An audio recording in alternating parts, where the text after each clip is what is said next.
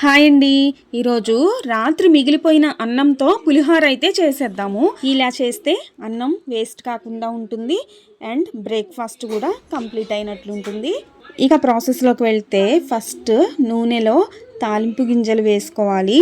ఆ తర్వాత పచ్చిమిర్చి వేసుకొని కొంచెం సేపు వాటిని అయితే వేయించుకొని ఆ తర్వాత ఎండుమిరపకాయలు సరిపడినన్ని వేసుకోవాలి అండ్ కరివేపాకు కొన్ని పల్లీలు కూడా వేసి వేయించుకోవాలన్నమాట.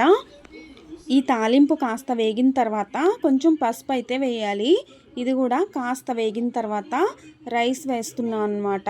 దీన్ని కొంచెం గడ్డలాగా ఉంటే చిదుముకొని గడ్డలు లేకుండా చేసుకోవాలి. తర్వాత అన్నం మొత్తాన్ని కలిసేటట్టు కలిపి ఆ తర్వాత నిమ్మరసాన్ని వేయాలి. ఈ రైస్కు ఒక నిమ్మకాయ అయితే పట్టింది. సో నిమ్మకాయని 2 ముక్కలుగా చేసి రసాన్ని అయితే పిండాను రైస్లోకి. ఆ తర్వాత ఇంకా స్టవ్ ఆఫ్ చేసేసుకొని మొత్తాన్ని మిక్స్ చేసుకోవాలి. సరిపడినంత సాల్ట్ కూడా చూసి వేసుకోవాలి. ఇక మనకు కావాల్సిన పులిహోర రెడీ అయిపోయింది. చాలా టేస్ట్ ఉంటుంది. సింపుల్ అండ్ ఈజీగా మార్నింగ్ బ్రేక్ఫాస్ట్ అయితే ప్రిపేర్ అయిపోయింది అనమాట. ఈ వీడియో నచ్చితే లైక్, షేర్, కామెంట్, సబ్స్క్రైబ్ అయితే చేయండి.